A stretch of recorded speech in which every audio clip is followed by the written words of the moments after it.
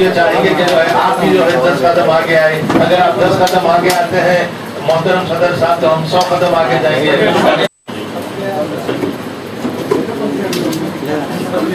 एक बात करता हूँ कि साहब से जब मुलाकात हुई थी शफीक साहब के तो कांग्रेस की जो है सुप्रीम कोर्ट में लड़ी थी। ये बात हमने तहफुज़ किया गया और मोदी शफीक साहब ने आपने उनसे बिठाया, बाज़ाब्ता जो मैनिफेस्टो लिखा थे उनसे आपने बाज़ाब्ता इसी तरह हमने उनके रिजर्वेशन दोनों जगह मिला था और दोनों जगह जगह खड़े थे लोगों ने, आंध्रा में भी और यहाँ पर हमने वहाँ के पेशेंट को दिखाया तो वहाँ के बचवाना मैंने बाज़ाब्ता बात करके वहाँ के पेशेंट में भी हमने जो है ना मैनिफेस्टो में लिखा है कि हम भी जो है सुप्रीम कोर्ट में लड़ेंगे।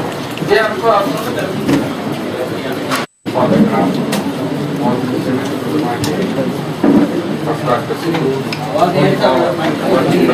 नाम पुकारने के लिए अलहदा थे, लेकिन काफी उलमा यहाँ भी मेंबर थे, वहाँ भी मेंबर थे। यहाँ तक के मौलाना अबुल कलाम आज़ाद साहब सदर कांग्रेस हिंद भी थे और जमीयतुल उलमा हिंद भी थे। तो दोनों जमातों की सदारत भी मौलाना अबुल कलाम आज़ाद साहब ने की। तो ऐसे जमात और दोनों जमातों की भी तारीख है। कांग्रेस भी एक तारीख कदीम जमात है और जमीयतुल उलमा भी एक कदीम जमात है। तो अल्हम्दुलिल्लाह दोनों जमातों का मिलना, दोनों जमातों के बीच में तालमेल होना, तालमेल रहना, ये मुसलमानों के लिए और सेकुलर ताकतों के लिए ज़रूरी है। इसके लिए हम भी आगे आना चाहिए, आप लोग भी आगे आना चाहिए। अक्सर ये होता है कि जब भी वोट आते हो, वोट का ज़माना आता है तो मुस्लिम जमातों के लिए हमारे या हर जमात उनकी आवभगत करती है, लेकिन फिर इलेक्शन होने के बाद कोई पूछता नहीं। ये बिल्कुल हकीकत है। मैं भी आप लोगों के साथ में हूँ। दो कांग्रेस होते हुए भी मैं नहीं जो कांग्रेस का नुमाइंदे के हैसियत से नहीं बात करूँ, मैं एक मुसलमान के हैसियत से बात करूँ। बिल्कुल बचा है आप लोगों का कि कोई भी जमात हो, मुसलमान के लिए कांटे ही कांटे है सियासी जमात, उनका उभरना, उनका बाहर निकलना बहुत मुश्किल का काम है।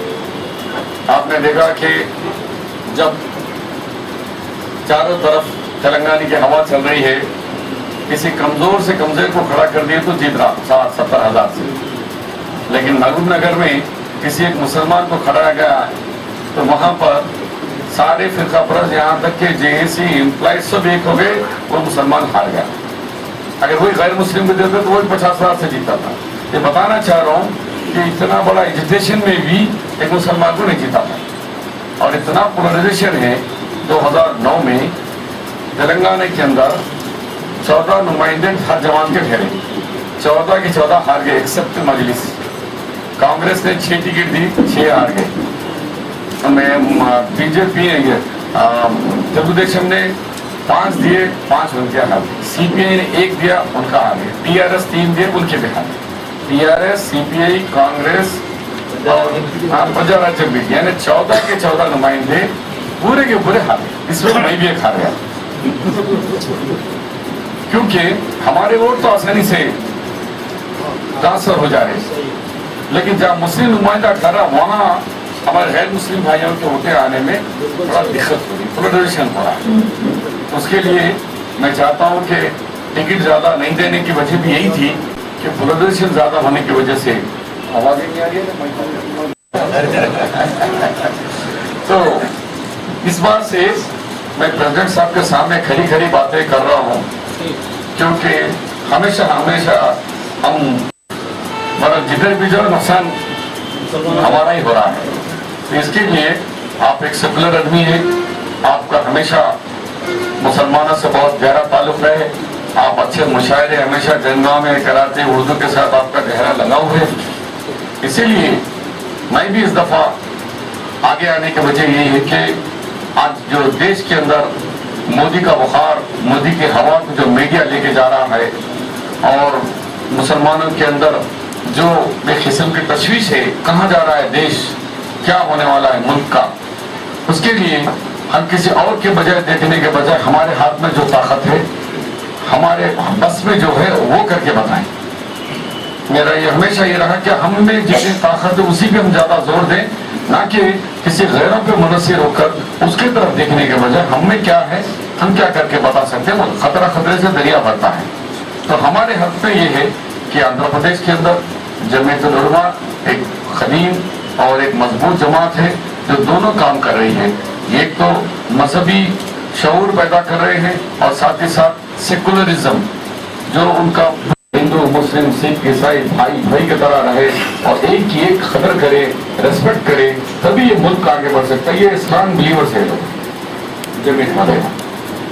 तो इसके लिए आपका जो मैनिफेस्टो में आपके सदर साहब से मेरी 2-3 मुलाकातें हुई, फोन पे भी हुए, फिर सदर साहब के साथ हम लोग की बैठक भी हुई हम कांग्रेस के सदर साहब से कि पहला मुतालिबा था कि जो 4% रिजर्वेशन सुप्रीम कोर्ट में आने के बाद government of Telangana, government of Andhra Pradesh 2 सरकारें हो जाएंगे। तो पीर शबीर साहब का मुतालिबा था कि आपके मैनिफेस्टो में तेलंगाना हुकूमत का भी उसमें पार्टी बन जाएगी, वो हमने मैनिफेस्टो में इंक्लूड करा दिया है। मैं समझता हूँ सदर साहब उसका जवाब देंगे कि इंशाल्लाह वो आपका मुतालिबे को पूरा कर दे। गवर्नमेंट ऑफ तेलंगाना भी उसके अंदर 4% के अंदर हुकूमती केस लड़ेगी, तेलंगाना हुकूमत, क्योंकि अब तक आंध्र की थी, वहां की हुकूमत भी लड़ेगी, यहाँ की हुकूमत भी लड़ेगी। करा कि प्लानिंग कमीशन में जोया कमेटी की रिपोर्ट भी मंगाया कि प्लानिंग कमीशन जब तक इसको अप्रूव नहीं करता तो स्टेट गवर्नमेंट कुछ नहीं कर सकती। उसके लिए हमारे साथ बीसी भाई भी लड़ रहे हैं। बीसी और इनके रहने से हमारे आबादी के हिसाब से उसमें पैसा अलॉटमेंट होता है। जैसा कि एससी सब प्लान क्या है, एससी के लिए बजट में 3,000-4,000 करोड़ था, लेकिन अब 11,000 करोड़ है उनके पॉपुलेशन के हिसाब से। अब 11,000 करोड़ ये साल खर्च नहीं हुआ, उसमें अगर 3,000 करोड़ बच गए, नेक्स्ट ईयर में 11 प्लस ये 14,000 करोड़ का बजट लगाना पड़ेगा। डाइवर्ट नहीं कर सकते आप फंड। यही काम हमने हिंदुस्तान में कोई नहीं करा। वो बीसीई ग्रुप करके जो 4% नौकरियों में रिजर्वेशन रखे, सीट में रखे, सीट कन्वर्ट नहीं होती, वो बैकलॉग हो जाता पोस्ट। अगर हमारे 4 नुमाइंदे नहीं मिले, 3 मिले तो 3 भर के खाली रखते, फिर नेक्स्ट जब भी होगा वो 1 निकाल के 5 सीटें डिक्लेयर कर। तो ये जो रोस्टम सिस्टम है वो रेड्डी, वेल्मा, कम्मा, बनिए, हम सब मिला के 22% नहीं लड़ना पूरे। अल्हम्दुलिल्लाह आज 50 और ये 22 आप 72% में एलिजिबल हो गए। 72% के अंदर हमारे लोग मुकाबला करने से आज हर जगह 3-3, 4-4 जो ज्यादा सीट जा रही थी मुस्लिम पॉपुलेशन एरिया में, वहाँ सब बीसी पे हम भी एलिजिबल हो गए। अब जब म्युनिसिपल का रिजल्ट निकलेगा आप देखेंगे हर गली में कहीं ना कहीं मुस्लिम नुमाइंदे जीत कर आ रहे हैं कि रिजर्वेशन की वजह से। इसका फायदा क्योंकि जब लगाए हम, लेकिन इलेक्शन अभी आया, ये पहला इलेक्शन है रिजर्वेशन के बाद। पंचायत का आया 266 आ गए, अब वार्ड्स और म्युनिसिपल एंड कॉर्पोरेशन का इलेक्शन है, इसमें भी बहुत बड़ी तादाद में हमारे लोग बीसीई कैटेगरी में कांटेस्ट कर रहे हैं।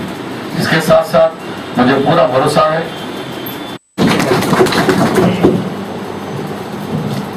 आपका आवाज तो सेक्युलर आवाज है,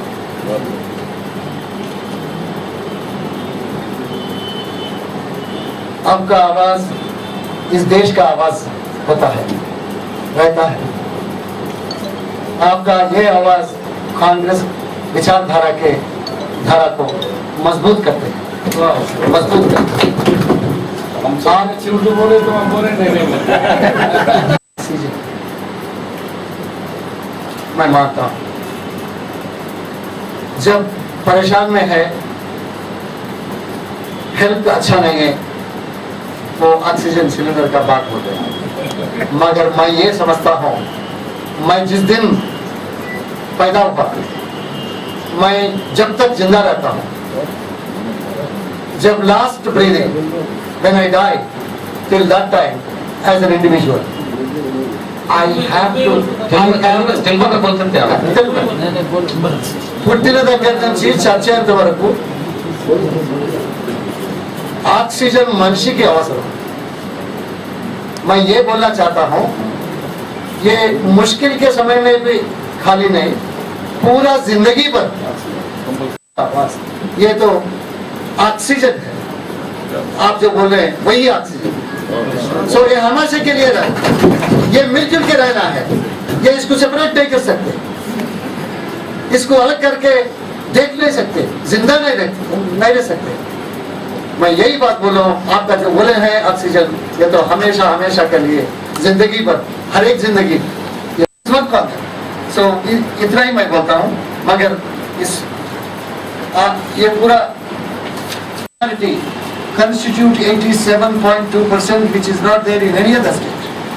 That is why the social angle is the focused item in the Congress party in Telangana.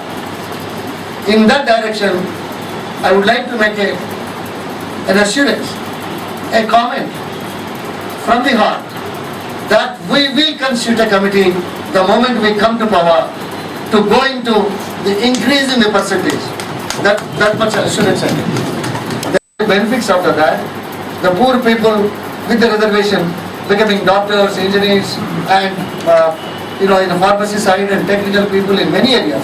That result what we have seen in the last 5 years is that the Telangana state government will plead in the Supreme Court for upholding that 4% instead of leaving it to only that part of the state. This essentially also. So that whatever was represented in the party, the state government will go into the details. By within 2 weeks, when the meeting takes place, the government should come with its own answers, with its own